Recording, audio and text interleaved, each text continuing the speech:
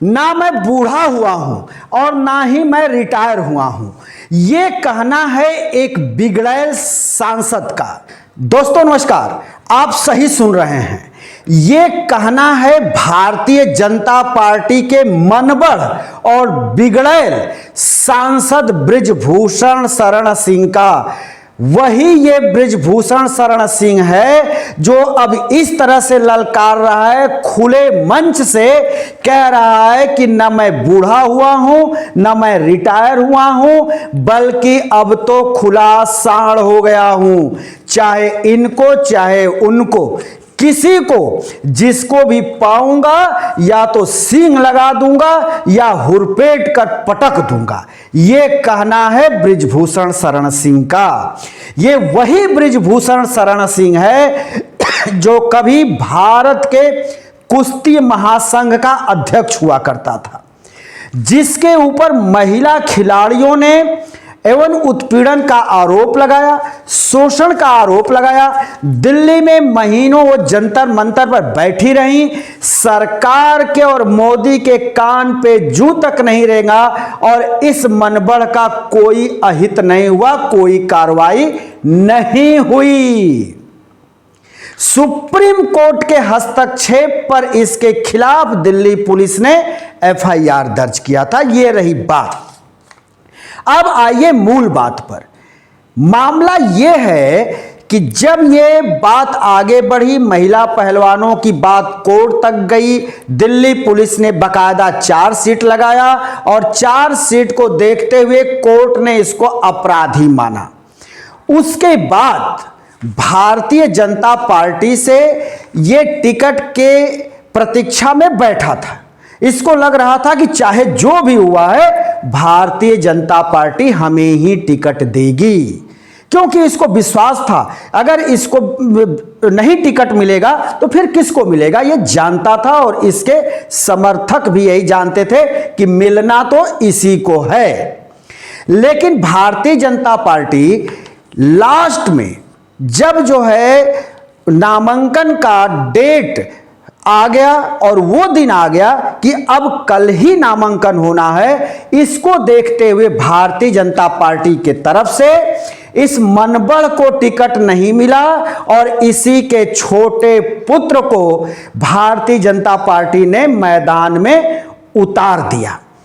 अब ये अपने पुत्र के लिए ही कैसरगंज में एक जनसभा कर रहा था और उसी जनसभा में इसकी बात कुछ इस तरह से निकली कि इसने उत्तर प्रदेश के मुख्यमंत्री योगी आदित्यनाथ को भी परोक्ष रूप से इसने धमकी दिया और कहा कि अब मैं खुला सांड हूं। जानते हैं क्यों कहा खुला सांड हूं? क्योंकि उत्तर प्रदेश में गौ हत्या बंद है और ऐसे में जो गौ जनरेशन है, जो बछड़े हैं, जो सांड हैं, उनकी संख्या बढ़ गई है। क्योंकि अब वो भुचड़ खाने नहीं जाते, उनकी बिक्री नहीं होती, किसान उनको छुट्टा छोड़ देता है। जब वो बछड़े छुट्टा छूट जाते हैं तो वो खुला सांड कहे जाते हैं। तो अपने आप को ये बृजभूषण शरण सिंह कह रहा है कि अब मैं खुला सांड हूं। माफ करिएगा, इसके पहले भी इसके बिगड़े बोल कई बार सामने आ चुके हैं, जिसमें उत्तर प्रदेश के सीएम योगी आदित्यनाथ की ये बार बार अवहेलना करता है। अभी कुछ दिन पहले इसने कहा था कि मेरा नेता सिर्फ और सिर्फ नरेंद्र मोदी हैं, प्रधानमंत्री हैं। जब उससे पूछा गया कि योगी आदित्यनाथ नेता हैं कि नहीं, तो जानते हैं क्या कहता है? साफ साफ कहता है कि नहीं, वो मुख्यमंत्री हैं। कभी नहीं कहा, कभी नहीं माना इसने कि योगी आदित्यनाथ इसके नेता हैं। ये हमेशा कहता है कि प्रधानमंत्री नेता हैं और योगी आदित्यनाथ मुख्यमंत्री हैं। यानी साफ है कि ये योगी आदित्यनाथ को अपना मुख्यमंत्री नहीं मानता। और नहीं मानने की जो वजह है वो यही वजह है कि जो कैसरगंज का सीट है वो योगी आदित्यनाथ के गोरखपुर के ही इर्द गिर्द है। इतना ही नहीं, कैसरगंज जो इसका लोकसभा का क्षेत्र है, वहां पर एक पाटेश्वरी देवी का सिद्धपीठ मंदिर है और उस पाटेश्वरी देवी मंदिर के जो कर्ता धर्ता या महंत हैं वो हैं योगी आदित्यनाथ। तो योगी आदित्यनाथ वहां अपना वर्चस्व बढ़ाना चाहते हैं, बढ़ाना चाहते हैं, वर्चस्व बनाए रखना चाहते हैं, लेकिन इसको लगता है कि योगी आदित्यनाथ का अगर वर्चस्व बढ़ेगा, उनकी ख्याति कैसरगंज में बढ़ेगी, तो हम कमजोर हो जाएंगे। इसीलिए वो बार बार योगी आदित्यनाथ को हाशिए पर रखता है और कहता है कि योगी आदित्यनाथ उत्तर प्रदेश के मुख्यमंत्री हैं, लेकिन मेरे नेता नहीं हैं। मेरा नेता तो सिर्फ और सिर्फ मोदी है। तो कैसरगंज से जो प्रत्याशी बनाया गया है, इसका पुत्र, छोटा पुत्र इसका है, उसका नाम है करण सिंह। एक और पुत्र है जो इस वक्त विधायक है। लेकिन अब करण सिंह के लिए यही व्यक्ति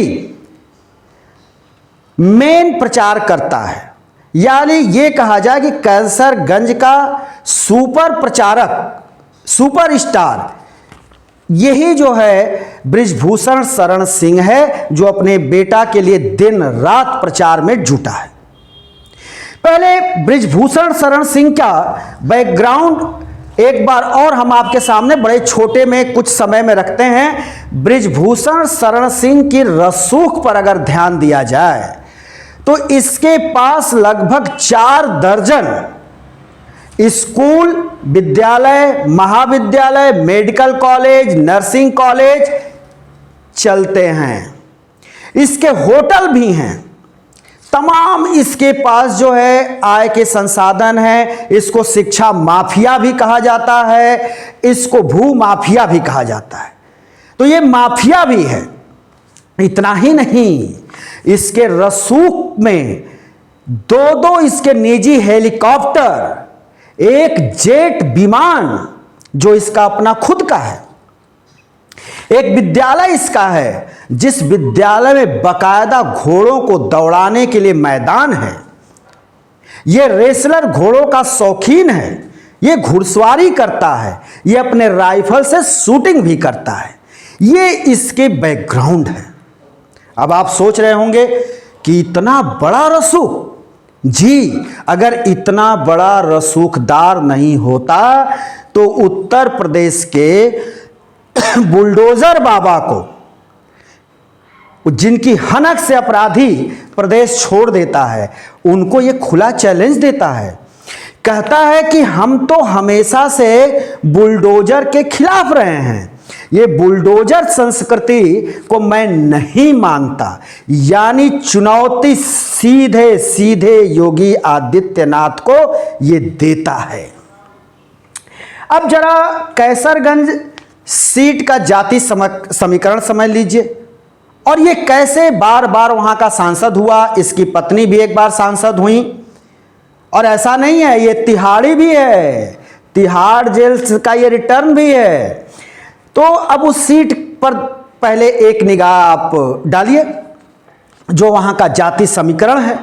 कहा जाता है कि कैसरगंज का जो सीट है ब्राह्मण बाहुल्य है। ब्राह्मण